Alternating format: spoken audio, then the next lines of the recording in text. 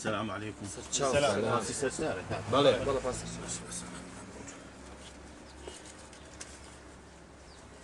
عادي تخوا عادي كشي باش بس. كاكا وتشي دوز الصورة دلو وتشي كش مشانا. هالشيء وباري بس يا أخي كدايك يعني قومي. يباشا كيف الوصولة بان؟ إذا بابا جامعش حزمك الأصول هبوايا ببيتاقة ما قصيت شلونك وقالوا أنا داركن كريك بشتكون كردم. ده زحمة نبي تخوا أوي بري. بيا زحمة. هاكا كسر.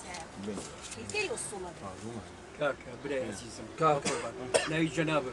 بو كاكا نايم بوشي. كاكا جي أوج قلب كوشن بكرة كده بوش قلب بكرة نفاسه أوجي ما. جابوني خمسة. ما يخو بقول ما سجل تمثيل سدر كن سجل بيانو تن لا باساج قلب مكان. أساسا ينبوش قلب في بوش. جابوا لسر حسابي توي خوم. جريك بوك اليوم بيموتي باقي كاكا بقول ناقد شو بوش هاي ما يخو.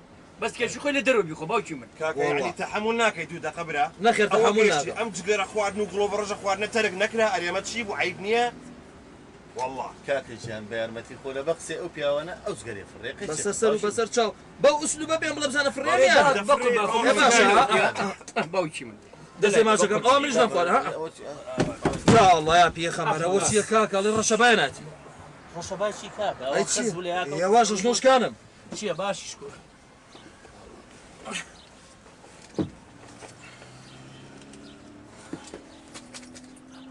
يا واش كاكا يا واش انا براموت وشي خو هذا جان زحمنا بخوش كاكا اگر عزيزنا ببيتي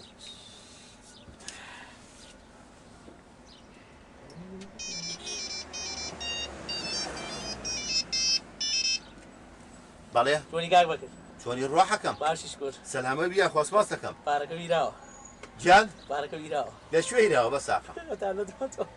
ها ليش ولد لفاسك؟ كاك بكر كاك ماشي جان. شلون يصح هو أبو أزت إيش؟ تايل يصح بس فارقين من يرابو كاكا. لا عزيزني دقيقة دواي ولي يقربوا. خير خير بيا.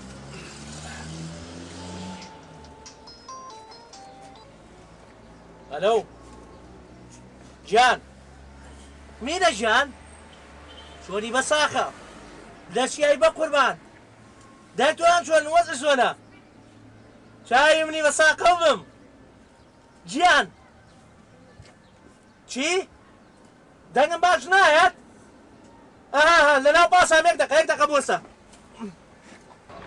اساس شلونه ايه خلابة يك دقيقة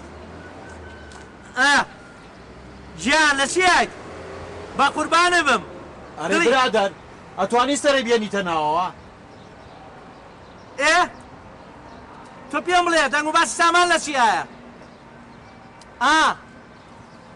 يك دقيقة باشا أي تقول تو بيوم ليه بس يوم خليشي لقال توما بابا لقال توما أنا جول لونيها أو موبايل لا بجوتو بابا أو موبايل لا بجوتو مردو مري الله يزرعك إيشو كارناكي بو كوري باش هذا كوري باش يقول قابلة دهايشي لناكي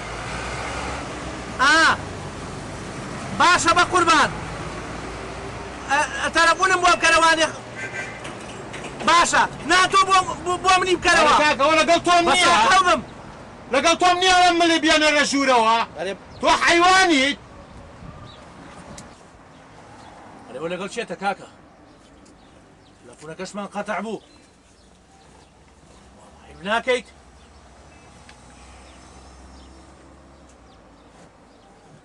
شي ولا شي بوسيرك شي كاكا هيجبوا بوسيرك برا هذا شي كاكا بوسيرك يا بوسيرك تبقى